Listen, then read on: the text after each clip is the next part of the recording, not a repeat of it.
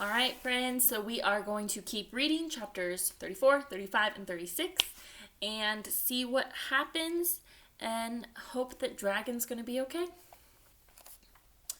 Which one of you is Afu and which one is Dafu? Minli asked the twins.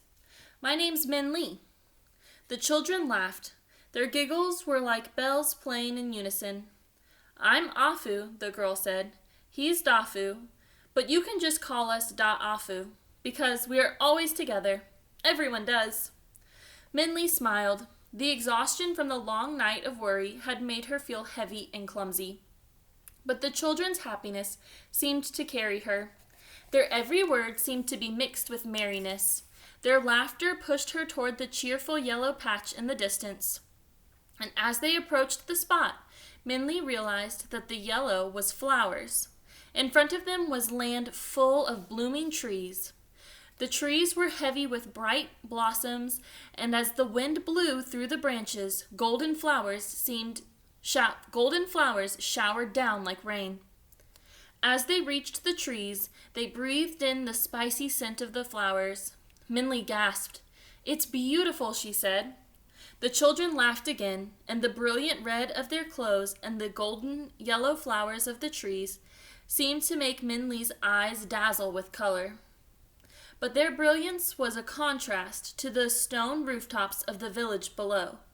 The homes looked as though they had to be hewed from the cold, harsh rock of the mountain. And Minli saw that the flowering trees were the only things that grew easily from the unforgiving, rough soil. The boy saw Minli's gaze. "That's our home," he told her, "the village of the moon rain." "Village of the moon rain?" Minli asked. "That's a strange name. Why isn't your village named after the flowering trees?" "It is," Dafu said. All right, so we have the story of the village of the moon rain. Over 100 years ago, when our ancestors were first brought here, the land of the village was barren and gray. Everything was dull and colorless, the wind cold and bitter. Still, our ancestors worked hard. They built houses out of mountain stone, sewed warm, weighted cotton jackets, and planted seeds in the hard dirt. But, despite their efforts, the land refused to bear a single plant or flower. However, even though it looked hopeless, our ancestors continued to work. Then, one night, when the moon was big and round, the air filled with a strange, fluttering sound. Our ancestors thought that a great storm was coming and rushed inside. And a great storm was coming. With a crash, raindrops seemed to fall from the sky. But what strange rain it was! Round and smooth, in the glowing light, the raindrops looked like silver pearls. And when they touched the ground, they disappeared. "It's raining pearls," our ancestors said to each other. "Jewels from the moon." And they rushed out with baskets and bags, catching what they could from the strange storm. Magically, when the raindrops were caught, they didn't disappear, and soon their baskets and bags were full. But in the morning, our ancestors saw that the drops were not pearls or jewels. In the sunlight, they saw that they were really seeds. But no one knew what kind of seeds they were. Curious, they planted them in the hard earth. And when the moon rose again that night, the strange rain fell again as well. This time, our ancestors were not fooled and just watched the drops disappear into the ground. But in the morning, the planted seeds were sprouting as if watered by magic brew. So night after night, the seed rain fell from the sky, and as daylight broke over the land, the seedlings grew higher. Soon they grew into beautiful silver trees with golden flowers. They were so beautiful, our ancestors planted more and more seeds, and soon the whole village was blooming with hundreds and hundreds of flowering trees. And since then, our home has been called the Village of the Moon Rain. We plant new seeds every day, and every night the moon rain falls, and every morning a new seedling sprouts. Maybe in another 100 years, all this stony land will be covered with trees, and the mountain will be as golden as the moon. All right, we have a picture of the moon rain falling. So the seeds rain from the sky every night? Minley asked. Well, every night there is a moon, the girl said. That is why we call it moon rain. And you don't know why? Minley asked. Even though she was tired, she could not help being curious. Both children shook their heads, and before Minley could ask more questions, the boy pointed. Minley followed his hand and saw crimson gate doors painted with a cheerful greeting. We're here, he cried. Come on, we're home. All right, chapter 35. After the great storm, Ma and Ba worried that vast damage had been done to the village. And when the sun shone in the morning, the village looked as if it were in ruins. Large tree branches had fallen, and a clutter of leaves and roof tiles and dust and dirt littered the ground. Yet, when the villagers began to clean, they saw the storm had not harmed them as much as they had feared. At least no homes were destroyed, the villagers said to each other, and we know everyone is safe. Well, everyone except Minley, they added silently. Ma and Ba said nothing when their neighbors paused awkwardly. They helped pick up the broken branches, swept broken bits of pottery and tiles from the street, and nailed shutters. At night they quietly sat together at the table with the goldfish. Though Ma had heard nothing, Ba remembered the fish's words about the fear in the wind. It filled him with worry, and he waited for the fish to speak again. However, it remained oddly silent. Finally, when Ma was busy helping a neighbor, Ba tried to question the fish. During the storm, you said there was fear in the wind, Ba said to the fish. Whose fear was it? Was it Minley's? Was she afraid of something? The fish stared at Ba with its round eyes and made no sound. Please tell me, Ba said, his hands around the bowl. The fish swam noiselessly in the water. Ba was puzzled. Had the fish stopped speaking? Or was he now unable to understand? Or perhaps the fish had never spoken and it had all been his imagination. Ba placed his ear close to the water. Was that faint bubbling a whisper? He strained closer, his ear beginning to dip into the water. What are you doing? Ma asked as she came into the room. Ba jerked his head up, his ear dripping with water. Nothing, he said sheepishly. Were you cleaning your ear in the fishbowl? Ma said, slightly appalled. Not exactly, Ba said awkwardly. A cross look streaked across Ma's face, but as she looked at Ba rubbing his ear shamefacedly, she did something she hadn't done in years. She laughed. You look so silly. If Minley were here now, Ma said, she would laugh at you. Yes, she would, Ba said, and he too began to laugh. She would laugh until she cried.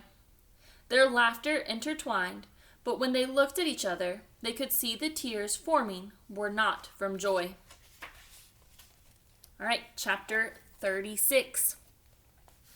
Minley was so tired that she could barely remember what happened when they entered the village. She hardly remembered the clamor of people gathering around them and the loud cheers at Da'afu told about the destruction of the green tiger. And she vaguely remembered the big soft hug of an elderly woman who pushed her inside a welcoming house. But she did remember the cozy, lovely feeling of falling into a bed, like holding a warm steamed bun on an icy day. And then Minley closed her eyes and slept. When she woke up, 3 round faces peered above her like plump peaches. They were Dafu, Afu, and Amma, their grandmother. Each of the children dressed in their red, wadded cotton outfits. The rip in Dafu's pants was now patched, had little, movable stoves with them.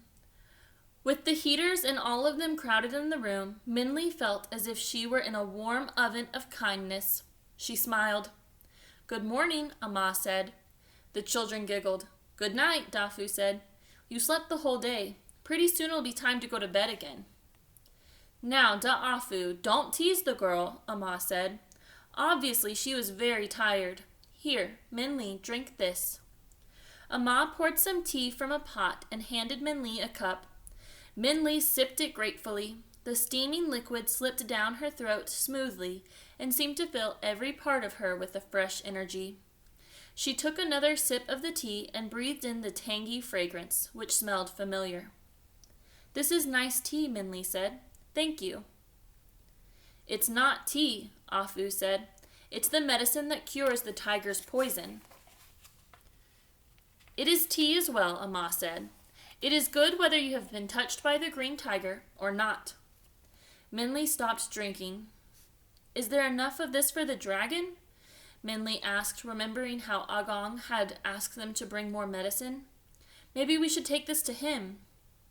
Da'afu laughed again. Don't worry, they said. We have a lot of it. It is made from the leaves of the flowering trees. And Da'afu already brought a large pot to your dragon friend, Amma said, her wrinkled face looking kindly at Minli. Yes, Afu said. Your dragon is doing fine. He and Agong were talking to each other when I brought the pot, and he even said thank you for saving him from the green tiger's poison. Minli sat back, relieved and cheered by their words. What was the green tiger, Da'afu? What was the green tiger? Da'afu said something about a magistrate? She asked, and how did you know this tea cured the tiger's poison? We found that out by accident, Amma said. The story of the green tiger and the tea. When the green tiger discovered us 4 moons ago, we quickly learned he was not an ordinary tiger. It was not his color or his size. It was the anger he had for us. First, he attacked our livestock, the sheep, the pigs, the chickens. But not to eat, just to kill. He taunted us with his evil, leaving the dying animals in a row outside our door. Whatever animals he did not kill outright died within an hour or so from the vile poison of the tiger's touch. We knew it was just a matter of time before he caught one of us. He kept the children and whatever animals he had left inside. Agong, my husband, studied furiously trying to find out more about this powerful monster who tormented us. We were running out of food when Agong finally discovered what the green tiger was. When Agong was a young man, he made a journey to the city south of here and brought an old book of history. That book, with our ancestors' ancient texts, was how Agong discovered that the green tiger was the spirit of the magistrate our ancestors had tried to give the secret of happiness to, but had angered him instead. During his life, the magistrate had filled his spirit with so much rage that when his body left, his spirit could not rest and instead turned into the green tiger. Agong learned that the green tiger searched for all those he felt had wronged him. The tiger would punish us for his imagined offense, and then, when he felt the punishment was complete, destroy us. Afterward, he would find others who had wronged him and punish and destroy them as well. Who knows how many people he hurt before he came to us?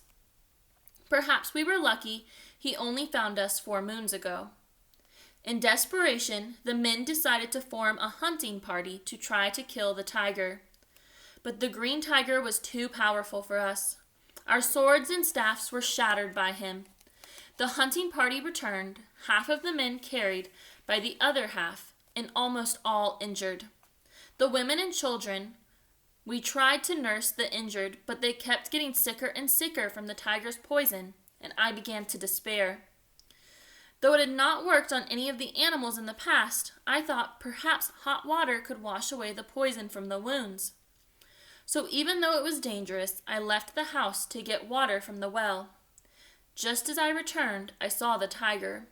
He was standing in front of our gate, doing something peculiar. He seemed to be arranging things. I kept a far distance behind the trunk of a flowering tree. He soon finished and left, not noticing me. As soon as he left, I carefully rushed to the gate. The tiger had left a strange array of objects. There was a piece of a broken vase with a moon on it, a mangled child's jacket, and 2 deep claw marks scratched into the stone. I knew it was a message, but what did it say? The only person who would know would be Agong, but he was sick and dying from the tiger's poison. My eyes filled with tears as I rushed inside.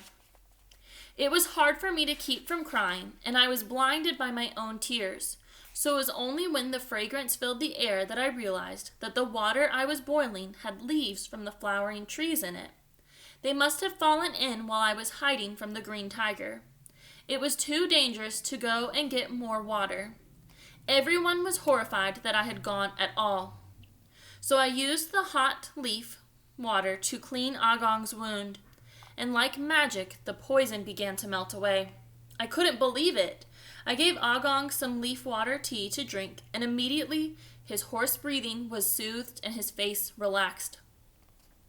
Quickly, we used the tea on all the men, and by the time the last injured man was given the tea, Agong was sitting up in his bed, with Da'afu at his side.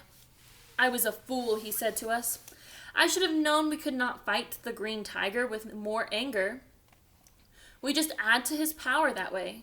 His anger is his strength, but it can also be his weakness. His anger can blind him, and that is when he is vulnerable. Maybe if I can find who angered the magistrate the most, I can... You are definitely recovering, I had to smile. Already you are making plans, but why don't you rest for now? No, Agong waved away my concerns. I must learn more immediately before the green tiger does more damage. I knew then that Agong needed to see the green tiger's message right away. Da'afu and I wrapped him in blankets and supported him as he hobbled to the gate. Agong looked grave as he examined the objects. Just as I thought, he knew right away what it meant. What is the green tiger saying? Afu asked. It says if we give him 2 children every month, he will leave us in peace, Agong said. This is the start of his punishment for us, the way we are to pay penance for our ancestors. How does it say that? Dafu asked. 2 claw marks next to a child's clothes mean he wants 2 children, and the vase is a symbol of peace. The moon on it means every month, so he offers us a month of peace for 2 children, Agong said. It matters not. We will not sacrifice even a baby pig to him. But Afu and I had other ideas, Dafu said, interrupting. After Agong found out that the person who angered the green tiger the most was his own son, he was a king and he had banished the magistrate tiger from the kingdom. We made plans. Yes, Afu said proudly. We decided we would trick the green tiger into getting so angry that he would destroy himself in the well, and our plan worked. It was also a plan that we did not approve or agree to, Amma said, shaking her head at them, even though she could not help smiling affectionately. But now, young Min Li, you have heard our story, but we have not heard yours. We know your name and that you are friends with a dragon, and we can guess you are far from home. Why don't you tell us the rest? So Min Li told them about Ma and Ba, their struggles in the muddy fields, the goldfish man and the goldfish. She told them about meeting the dragon that could not fly, and the monkeys and the buffalo boy. She told them about the king of the city of bright moonlight and the borrowed lines. She told them about her whole journey. And as she spoke, Da'afu and their grandmother laughed and gasped and stared in wonder. Sometimes Amma shook her head. Sometimes Da'afu would look at each other in disbelief. But they did not interrupt once. So all of this is to get to Never-Ending Mountain? Dafu said. We know where that is. You do? Min Li exclaimed, sitting up in excitement. Really? Yes, Never-Ending Mountain is nearby, Afu said. About a day's journey. Min Li looked at them in shock, and no words would come out of her mouth. A day's journey? After all their days of traveling, Minli couldn't believe they were so close. As soon as your dragon friend is well, Amma said, Da'afu will take you there, and then you can return to your parents.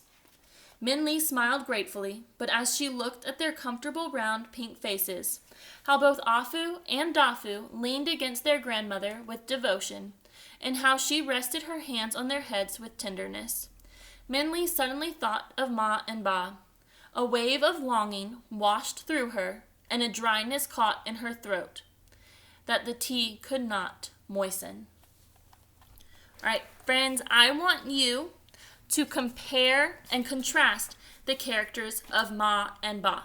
So how are these two characters the same, and how are they different?